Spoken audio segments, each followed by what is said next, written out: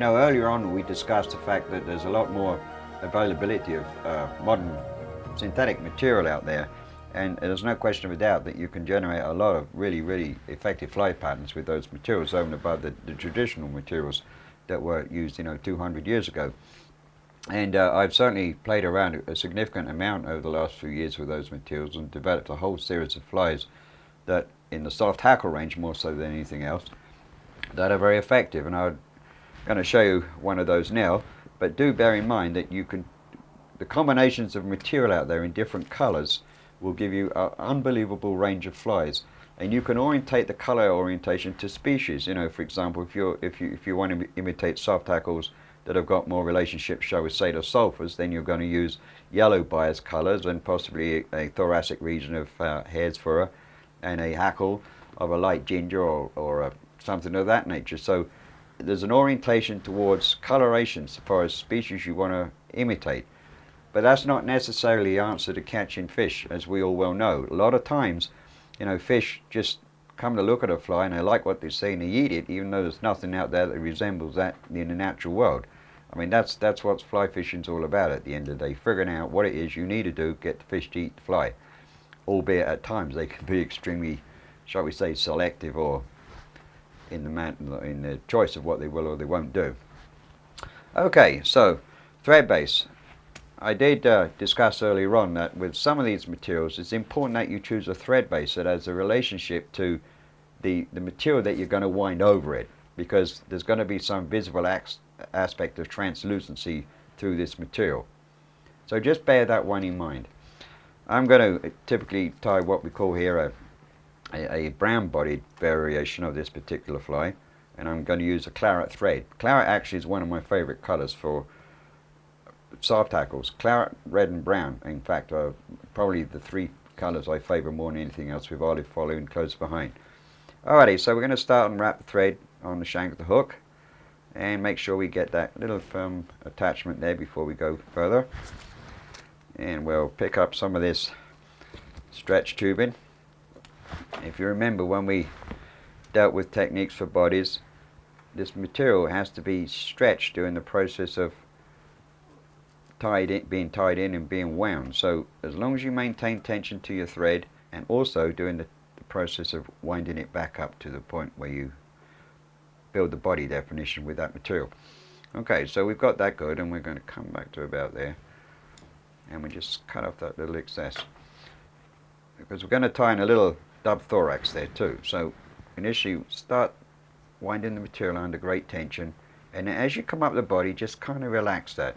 And if you look real careful there, you can see you get a definitive segmentation as you wind that, which is kind of really indicative of what you see with natural bugs out there. And bring that back round under the thread. 1, 2, 3, 4. So we've got that trap, and we've got everything nice and neat there. Okay, let's cut that off. Alright, we're going to tie in the thoracic region of dub material. You've got a lot of different options. I mean, I'm not saying to you that you have to do it exactly this way. This is Prism SLF, and it's called the hare's ear color, and I kind of like a lot of this material because it adds a dimension of flash to a fly, and you've got to be careful too when you do that. If you have way too much, you know, that can actually spook a fish. You need just enough to just get that curiosity going, I guess, if that's the way I explain to you.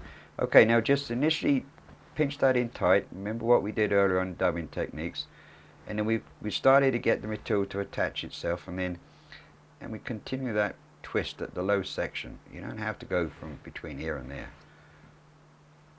and then build up a nice little thoracic region there, and always aim to finish with clean thread after you've done a dub body. If you fail to do that, you've done one of two things wrong. You either didn't put enough material on there in the first place, or, which is more common, you put too much on there and you've got to drag it off. And that's really not a good way to make a good security of a dub body. Okay, we got that set in, we got the body of the fly tied. There's, as you well know by now, there's a whole bunch of different options of soft hackles out there, and hen pheasant is a very useful material, no question of doubt about that. It's got a lot of beautiful ranges of hackles on here, from tans to dark centers, red centers, all sorts, and you know, a lot of variables. and not by any stretch of imagination a crazy expensive material to buy today either. Bear in mind the way we prep the hackle. Pull down the fibers that we're not going to use in the first place anyway. Reverse your hackle round, grip it by the tip. If you can do it with your fingers, fine. If not, just pick up your little hackle pliers like this and just very, very gently just hold the hackle tip like this. Stroke the fibers back. Assess exactly the width of hackle that you need for the fly and at what point you're actually going to tie it in. You're going to start off roughly about there. Okay. Maintain your tension of grip. Cut that back. Make your little V. If that gets in the way, one strand, and get that out of the way. Catch that little V underneath to the right of the thread touching the shank of the hook. Make sure always that that first wrap of thread sets that hackle exactly where you want it. If it's twisted and it don't look right, or it doesn't even, it's not going to work, just back off the thread. There's no need to keep winding thread. Back it off. And just come forward with our security turns. 2, 3, and pretty much we're there. And we're going to wind the hackle with our fingers. Hold the hackle up. Gently stroke the fibers back. I might emphasize this too. And this is something you'll learn the more you understand the technique of hackle winding and what we determine as the degree of tension and how you can get the fibers to incline rearward, more so this way or this way or this way. And that's something only you're going to figure out for yourself as you learn it. But to all intensive purposes, the less tension you apply, the more upright the fibers will be. If you pull the hackle fibers back real hard like this and then wind it, the process of the stem coming around forces them more so in that direction. Whereas if I just take a gentle rearward inclination of those hackle fibers and what I define more so as a soft turn, and we fetch that around, maybe 2, 1 more, just for the purposes of showing you guys what's going on here. Fetch that up, hold the hackle stem up, take the thread up, back the hackle round.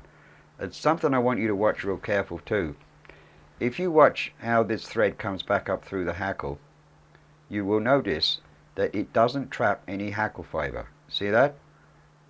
The thread is coming up, all the hackle fiber to the right, which we're going to cut off, remains there. We don't interrupt any of the hackle fiber that we've wound that's going to become part of our fly. And if you do it by that method I've shown you, it'll work for you, because there's no other way that you can effectively do that in the same way.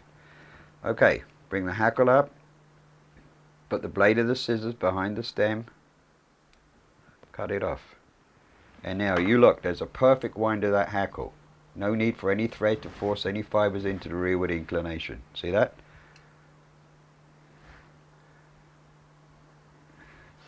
Okay, we're just going to varnish the head. It's a neat trick, this is. I learned this many years ago when I was tying commercially flies back in the 60s and 70s. And it's particularly small flies. It was just a proverbial pain thereafter you've tied, say, 10 dozen flies to varnish all the tiny heads on those flies. So pretty much I figured out, well, yeah, you know, why not put the varnish to the thread first? You're doing exactly the same thing, but it's less aggravation. So there you go.